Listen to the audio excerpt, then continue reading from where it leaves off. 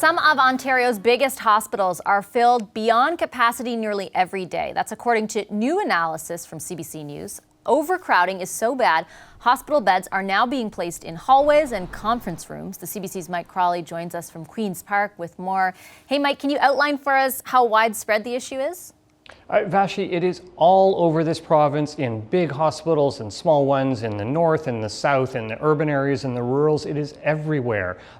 We've heard occasional anecdotes about people spending long chunks of time on stretchers in hallways, and they're horrible, compelling stories, but I wanted to try to get a sense of the big picture of how often this is happening. So I did a Freedom of Information request, got all the data for every single hospital in the province, every single day in the first half of last year. And I was just stunned by how widespread it is, just how many hospitals are dealing with overcapacity issues and how often they're dealing with these overcapacity issues. So a number of hospitals virtually every day in this time period filled beyond their capacity. So I spoke to the CEO of the Ontario Hospital Association, and he talked to me about a hospital that he visited in the summertime, which is usually a quiet time, and told me that it looked like a war zone. Backs are against the wall right now. I mean, we're asking healthcare providers to do increasingly demanding things under very unusual circumstances.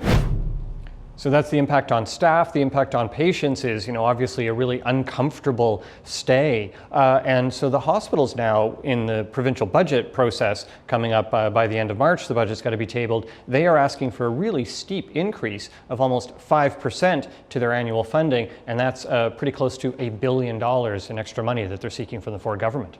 Speaking of the government, if I recall, during the election campaign and thereafter, one of the big promises that they've made is to end so-called hallway medicine. What are they saying about your findings here?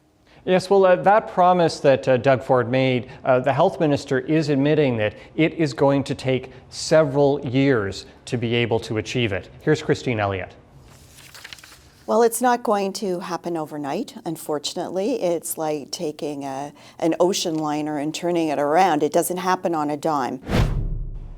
Now, the government says that it is making some progress on the hallway medicine issue. Since these statistics that I uncovered, they say that there's been about a 5 or 6% reduction in the number of beds in hospital hallways, in what they call unconventional spaces. So we're talking places like auditoriums, in cafeterias, in converted laundry rooms, all sorts of different spots. But this still means, even with that reduction, Vashi, that there is today about 1,000 people in Ontario hospitals that are housed in hallways in such spaces. Vashi?